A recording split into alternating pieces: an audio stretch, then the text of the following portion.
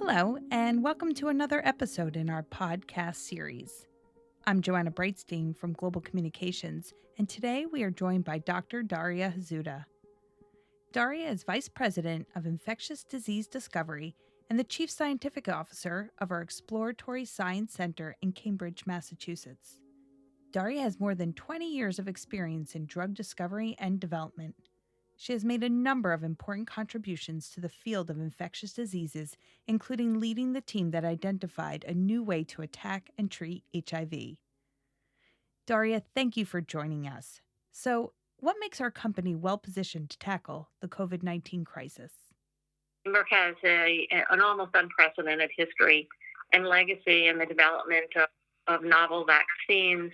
So it's that legacy, that understanding of the discovery, development, manufacturing challenges are really required to address a global infectious disease pandemic.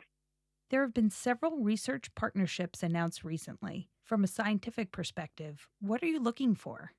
So when you think about what's really needed in a vaccine, one of the things that we thought was really important is to have a precedented platform that can be scaled to meet global need. And the other thing that we felt was really important when we think about global implementation, especially in the context of a epidemic setting, having a vaccine that could be administered as a single dose is highly desirable. The research underway is leveraging already existing vaccine platforms, such as the ones used for the Ebola and measles vaccines. Why leverage already existing platforms instead of starting from scratch? Vaccines are a tricky business. Having a platform where you have an established safety profile in a broad population is really critical. We're going to be giving this vaccine globally to millions and millions of people. And so we wanted to be as certain as possible that the vaccine was going to be safe. And we also wanted a platform where we were very familiar with the manufacturing process so that we could ensure that we could get a scalable commercialization process as quickly as possible. What are some of the scientific unknowns? There's a lot of unknown biology in terms of how the virus impacts human biology and leads to the pathophysiology that we see. There is also a lot that we need to understand about the replication of this virus and related viruses.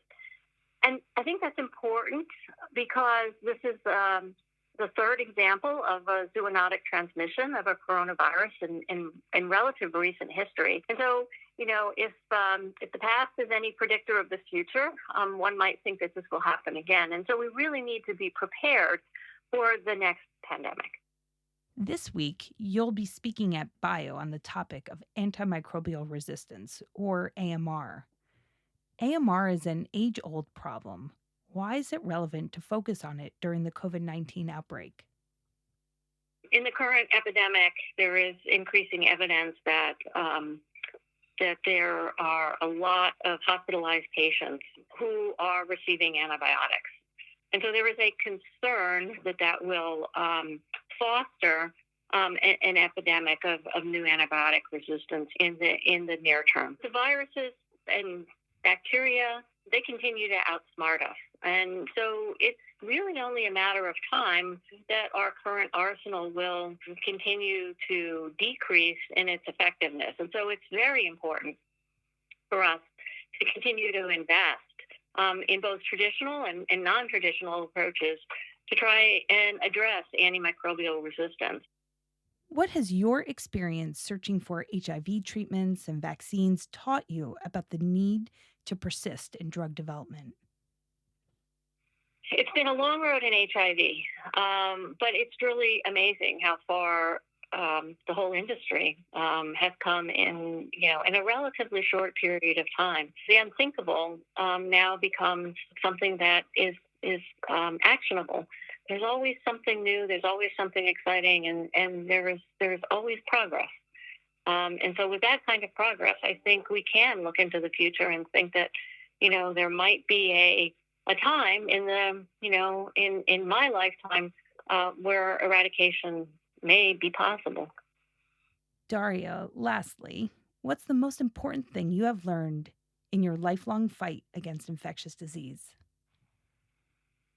I think one of the most important things that I've learned as an infectious disease person is to not just focus on the infectious agent. But when you think about what you need to do in terms of developing a treatment, developing a vaccine, developing a preventative strategy, is really think about the patient. Because you can have the most effective intervention, but if the patient doesn't take it, doesn't use it, it's not user friendly, it won't really have the desired effect. Daria, thank you so much for your time, which we know is precious, and certainly everything you're doing to bring new research forward to fight COVID and other infectious disease threats.